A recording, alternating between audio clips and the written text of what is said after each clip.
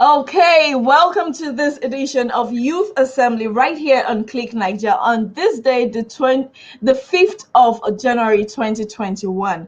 Pardon me. Today we are talking about the 2021 budget. What is in it for Nigerians? My name is Ene Kenyawe.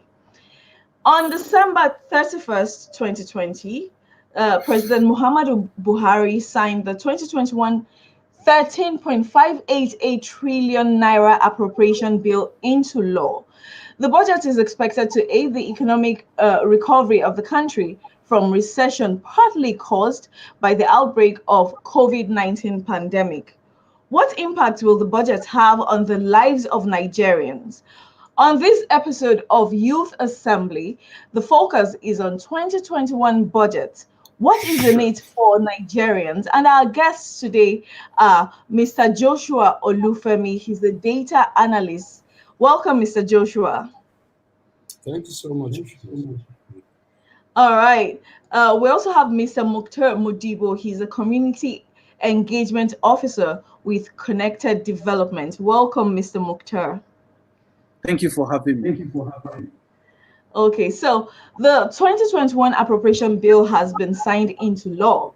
A breakdown of the budget shows that recurrent expenditure is at 5.6 trillion naira. Capital expenditure is at 4.1 trillion naira. Debt servicing is at 3.32 trillion naira, and statutory transfer at 496.5 billion naira. What is your view on the recently signed budget, Mr. Joshua? So I think in one word or a phrase, I would say it's an ambitious budget. And I say that because of the amount of money. Not that it's too much for a country with the kind of population that we have and the kind of critical development and infrastructural challenges that we face. But vis-a-vis what we'll be able to generate as revenue, I think is an ambitious budget.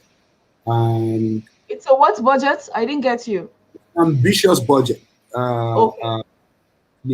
There's never been a time that we've been able to meet up 100% with our budget in terms of spending. We've never been able to reach what we've always budgeted to. So for me, coming again and saying in the name of recovery and resilience, you want to give us a 13-something trillion budget. I think it's ambitious. It's a good thing to want to spend that much. But the reality is, are we able to spend that amount of money? When all you are able to make on your own is just about less than 6 trillion. So that's one way to look at it. But the other way to look at it is that the budget is still, not showing any deliberate or intentional, I would say, action by either the National Assembly or the executive about cutting down the cost of governance, as it were. You're still spending a lot of money buying softwares, doing maintenance of websites. You're still spending a lot of money, doing frivolous things, or things that are in based. So the Nigerian Army says he wants to spend over 2 billion on uniforms, and you're wondering what happened to the one you wore last year. Is that the best use of 2 billion?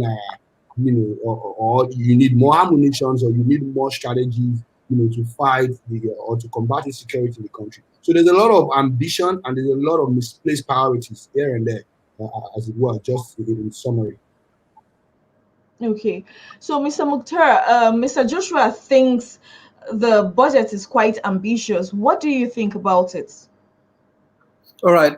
First of all, I would say yes. I will align myself with what he said, and then also add with numbers. See, really, no country will develop with the kind of budget we're doing. I mean, take a look and see the budget on education. Take a look and see the budget on health. If we're going to look at a serious country, I mean, we have a benchmark on the health sector. Let's say the benchmark of AU saying 15% of the budget should go to health. Have we got to that? If we've not gotten to that, what are we looking at? Now, the second thing is on issue of health. on issue of education, 10 to 15. Have we got to 10? Talk more of going to 15, the benchmark. No. So now we're looking at, look at the top 5 recurrent expenditure that is being approved on the budget. Bearing in mind we're in recession. You understand? Now you'll be looking at Ministry of Defense. I like the fact that he just shared issues of Nigerian Army buying uniforms. Please, my own problem is, look at the budget. A country that is in recession is talking about funding uniforms for the military, servicing debt, which is has taken the chunk part of the budget, and then talking about a website that can be developed for something else. All the main focus of the budget, if you really look at it, is around running the governance. So for me, I would have said, let's do less of governance, payment of governance, let's say running governance, and do more of focusing on education, focusing on health, focusing on security, and what have you. Upon all the money that we've been seeing from 2014 till date goes to Ministry of Defense and Police Affairs. What improvement have you seen? This is the question that we need to be asking a government. But you know, government cannot do it alone by just asking. So for me, I think I will say citizens are not really engaging the budget. So the government is just doing it as it were, because the budget is not participatory from the first instance to tell that these are what people really need for them to benefit from it. So the government is just making projections, where in recession, this budget is mainly to bring us, the budget is termed as budget of resilience and recovery or something. But the point is, are we going to run with a budget of less than, with a threshold of almost 50%? This is another question we need to be asking ourselves. Okay. Now, the current budget, how do you see this current budget aiding economic recovery, Mr. Joshua?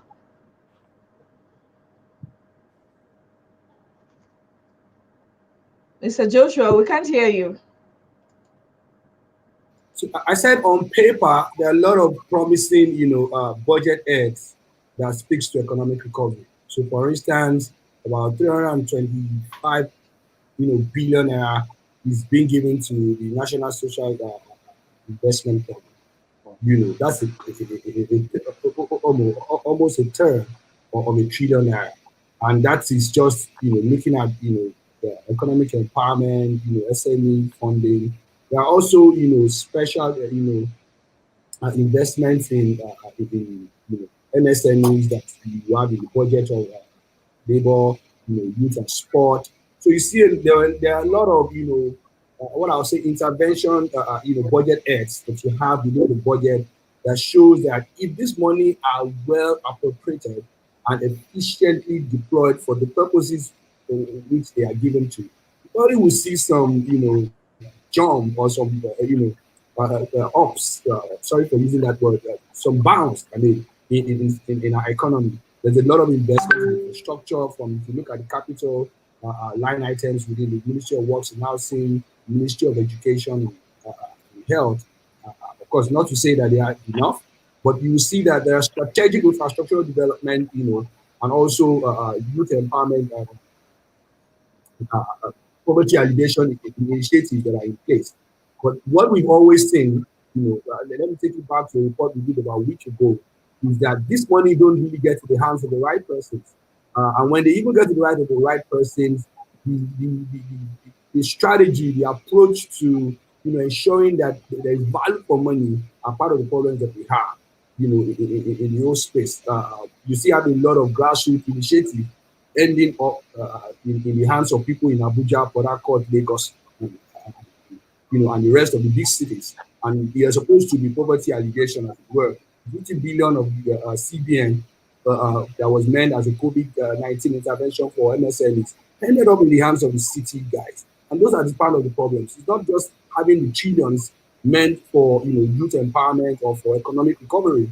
It is ensuring that they end up in the hands of the right people who are in the grassroots who can take a 10 naira or a 5,000 naira pure water business to become 20,000 at the end of the year, which is about almost, if I do my math very well, that's almost 300% increase. Not give it to a guy who you give it a 500 million naira, but only ends up giving you 600 million naira back, and it's just 20% interest. And all of those mathematics and all of those analyses are things that I think are not might be the challenge.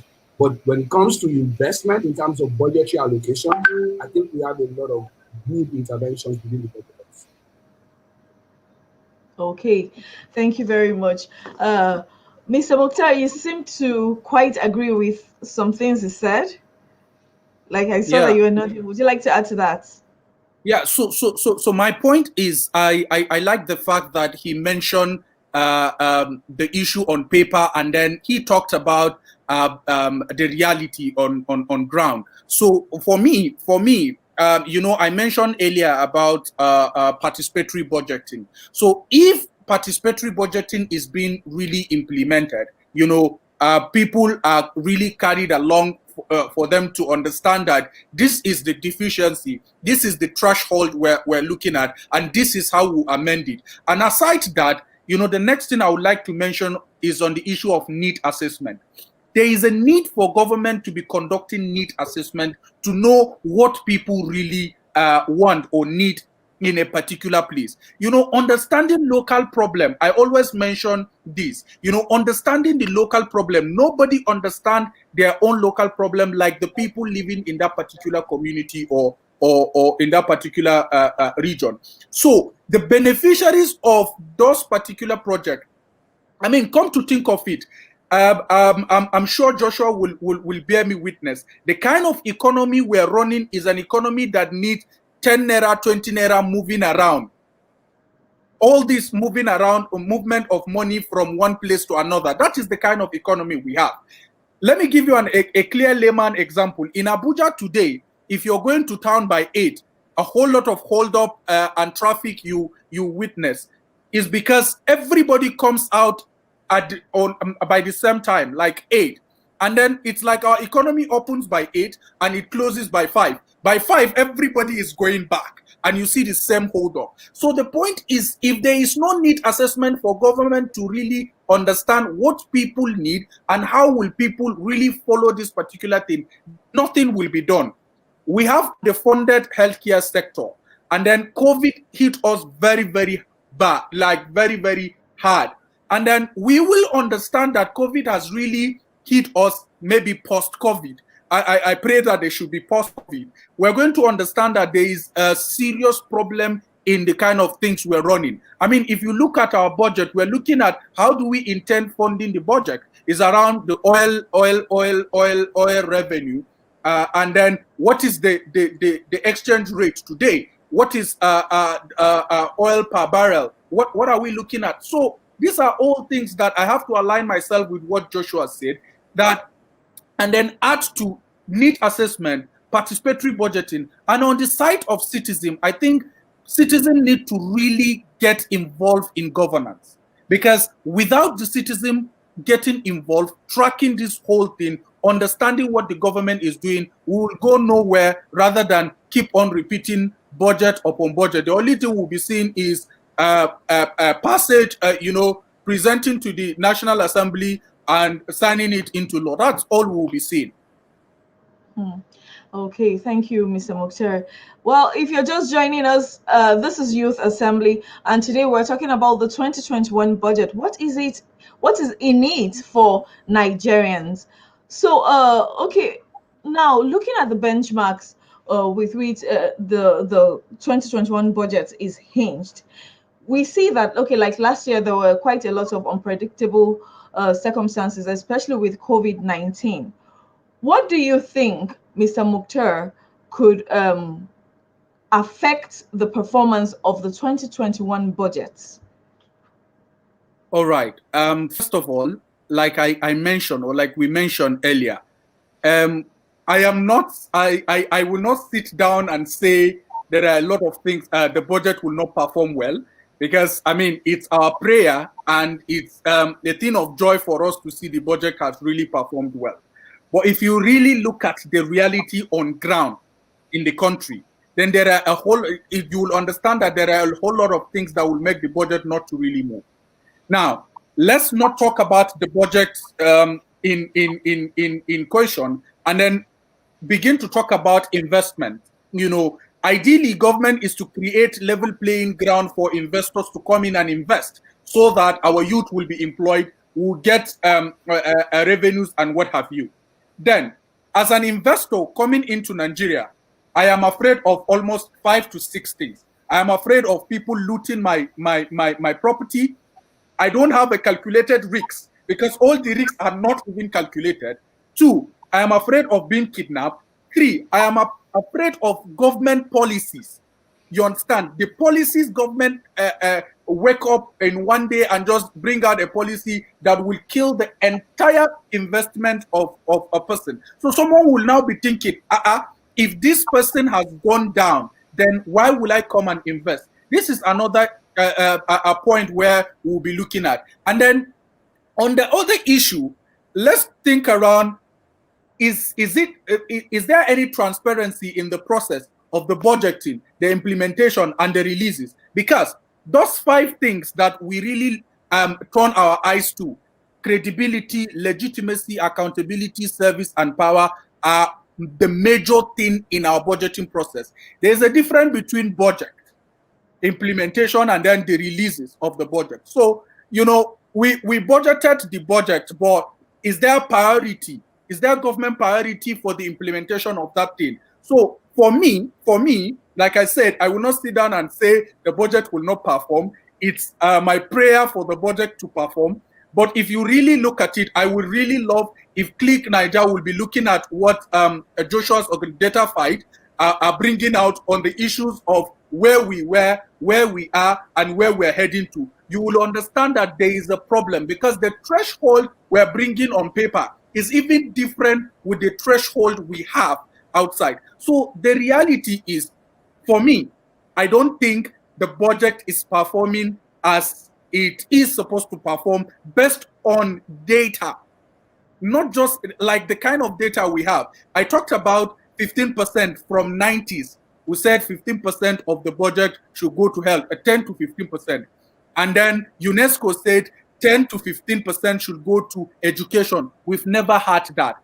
I could remember a question was thrown to the secretary to the government of the federation, and he said, calculate local government education budget, calculate state government education budget, put it together with the federal government education budget, it will give you more than 15%. But look at it, on subnational government, we've never had a state. I think at some point there are 3 states, Kwara, Kano, and Bauchi state, that their budget exceed 10% when it comes to health.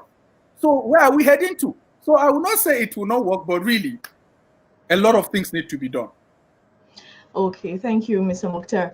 Now, Mr. Joshua, Mr. Mukhtar, while talking, talked about government policies that could affect the implementation of the success, rather, of the budgets passed. What kind of policies do you think we should be looking forward to for the success of these budgets?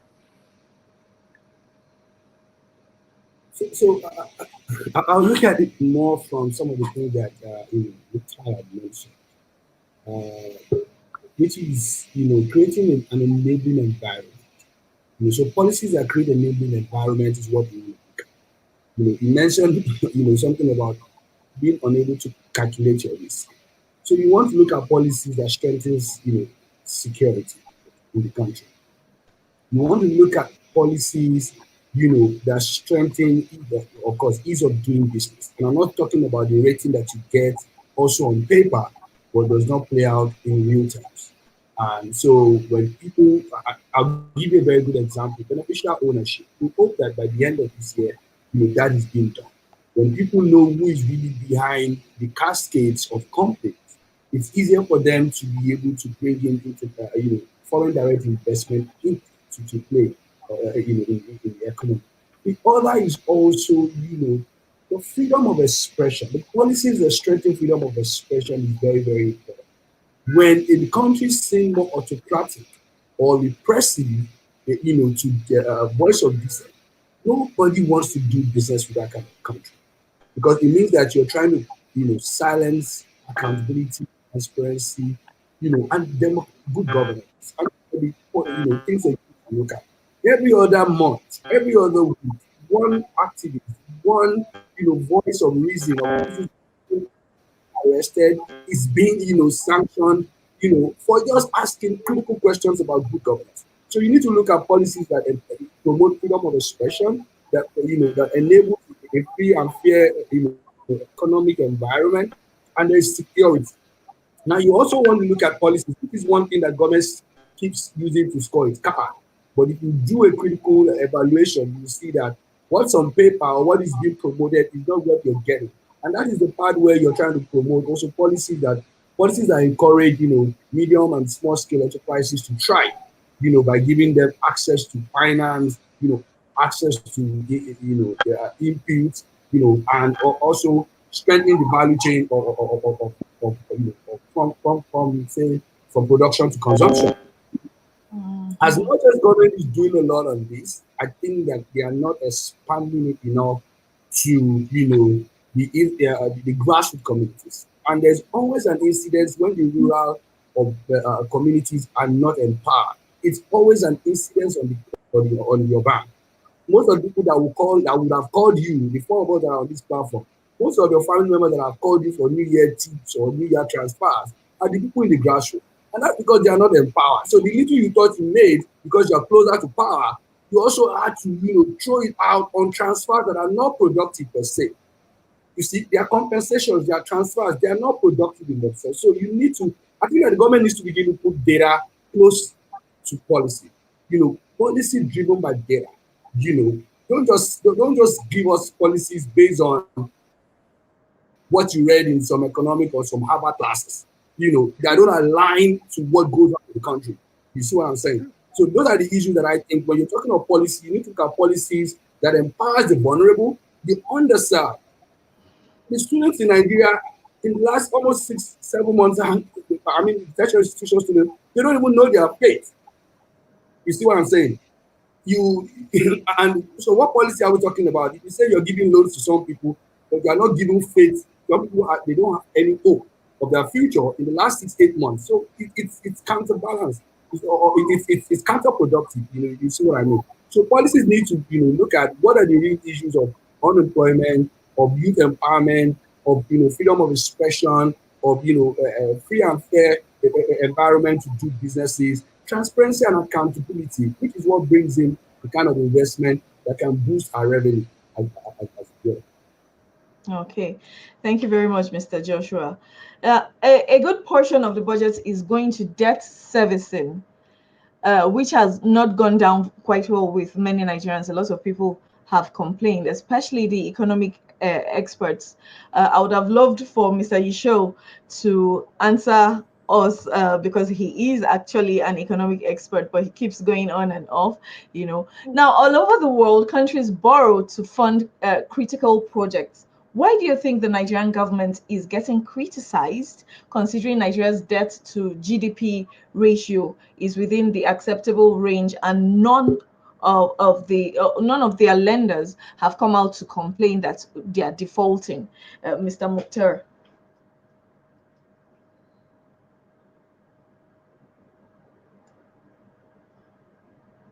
Mr. Mukhtar.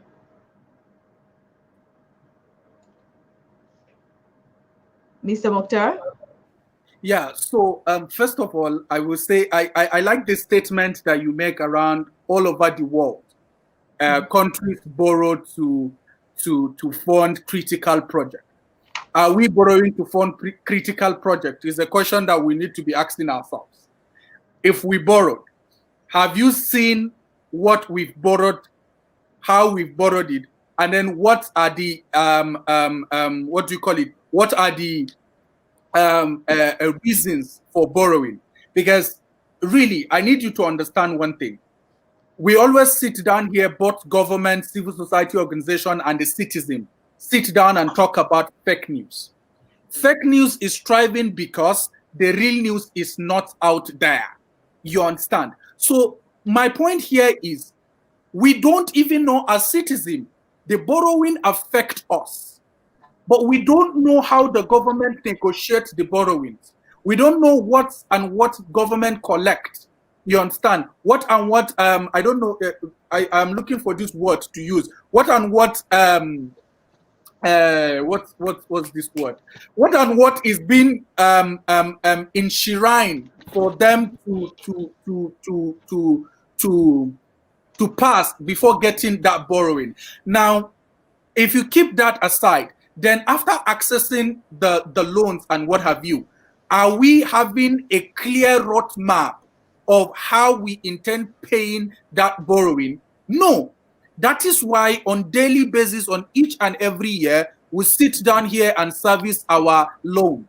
Now, to just tell you as a layman now that I don't know anything about that sector, for me, as a layman, what I understand with servicing our loan is not paying the loan, it's just servicing it to keep on going, which is a problem. If you go back to your question of countries that borrow to do critical this thing, I'll give you a clear layman example. Myself and you, we're all in Abuja. There is Maraba Nyanya, from Maraba Nyanya to central area. Over 1,000 people, let me not escalate, over 1,000 people come in to central area to come and work and go back to Maraba.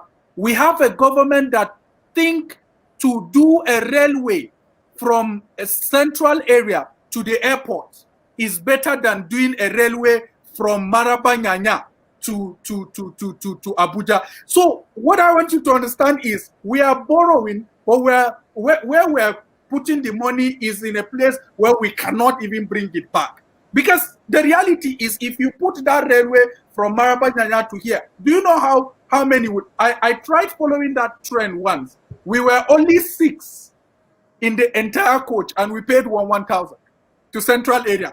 Tell me how we will pay back the loan we access to do this thing. We have a government that think around doing a railway from Kano to Niger Republic. What do we import? What do we export to Niger Republic, please? So the question lies around how do we borrow? And then how do we spend the money we borrowed? We borrow in this country to fund almost 50 to 60% of our budget. How do we thrive? It's a question we need to be asking ourselves. So I'm sorry, you're asking me a question and I'm responding with a question because the whole thing is tiring. Because if you really look at it, we need to be bringing policies that are aligned with data. Policies that are being carried out by need assessment and then expectation of people, really. But with all form of sincerity, the borrowings we are borrowing will not take us anywhere, but we're leaving our great-grandchildren with loans to settle. Okay, thank you very much, Mr. Mukhtar. At this point, I would like to welcome Mr. Yishao Aliu. He is an economic analyst. Welcome, Mr. Yishao. Mr. Yishao, can you hear me? Okay, let's move on. Mr. Joshua, you seem to quite agree with some things Mr. Mukhtar was talking about just now, talking about repaying, the ability to repay our debts. Would you like to add to that, Mr. Joshua? Yeah, I just, on 2 things. Thank you, Mukhtar. I think you are going for, Mr. Amechi's job, about, what data supports, how he does his, transport policies and investment, as it were. But more importantly, I wanted to also kind of help us understand that when we do debt to GDP ratio, justification for borrowing, we're doing ourselves a disservice, or we're not, realistic. The better measure of how to borrow is debt to revenue, because it is what you make that will determine what you can pay back, right? And the GDP is not all of government revenue. Government is the only one borrowing. GDP is all that everybody in the country needs. So it is what government makes, government revenue that you need to put place vis-a-vis. And I'll give you some numbers. You see, in 2018, the total revenue performance of the Nigerian government was 3.48 trillion. And in that year, his debt financing was 3.64. You see how close they are? Almost like everything he made, if he was to use it to pay back, if he was forced to use it to pay back, he will not have money to spend for that, for any good infrastructure, not to talk of whether it is from airport to, Gariki. In 2019, the performance was 4.12 trillion, and the debt in that very year was 4.18. That means he had more debt financing than what he made. In 2019, 2020, mid-year, by the mid-year of 2020, Nigeria had serviced his debt or was already on his debt financing by 2.81, and he only made 1.65. So you see that it's like sitting on gunpowder, as it were. So let's not always look at GDP, because GDP is beyond what government makes. We should do a debt to revenue ratio analysis. And mind you, the World Bank had also given this kind of caution sometimes in 2017 and 2018 to the Nigerian government. That was the same period the National Assembly, which seemed more serious then, was also raising the same issue. You see? And that's why I agree that you need to be borrowing for infrastructure, but also infrastructures that have return on investment. So when you invested in railway from the airport to the town, it's elitist. How many people really want to use that? You see what I'm saying? You get it. You did from Abuja to Kaduna, good for security reasons. But how many people really can I take my tomato from Kaduna and put in that train? No. So you're creating transportation, but the economic value, the return on those investments are not calculated. You mentioned it. So I think that the issue is that when we borrow for infrastructure, we are also borrowing for infrastructure that support the elites, whether the politicians, I was in the Kaduna Abuja train, and I saw more soldiers than even, of course, in my own code, more soldiers than civilians, and I was wondering if these guys were not supposed to be on the roads, protecting us, rather than also safeguarding themselves, within. So there's a lot of, misplaced priorities. There's a lot of, I would say,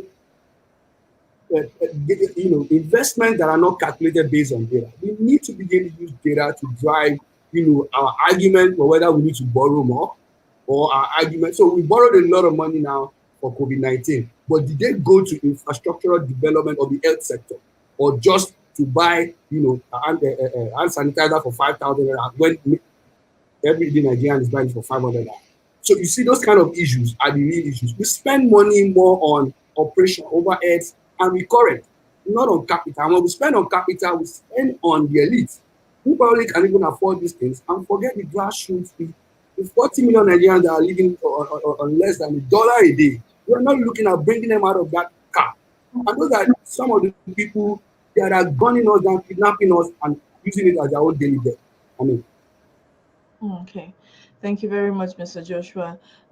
So finally, before we wrap up, with the appropriation bill already signed into law, Mr. Mukhtar, what do you think the average Nigerian should expect in the year 2021?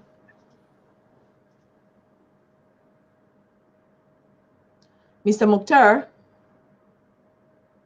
Okay, seems he's having a bit of technical issues there.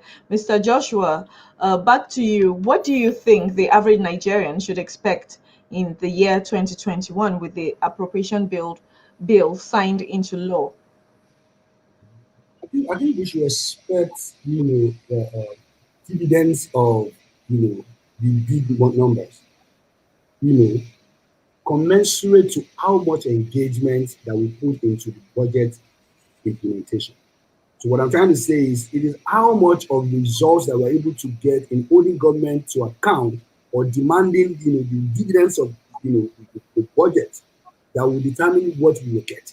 So if you already know that 365 or 350 billion has been allocated to NSIP, civil society, citizens, the media need to follow the money to ensure that it gets to them. Otherwise, it will just be expectation, just like people go to, just like we just did about less than a week ago, going to church to expect from the Lord, but never doing more than that.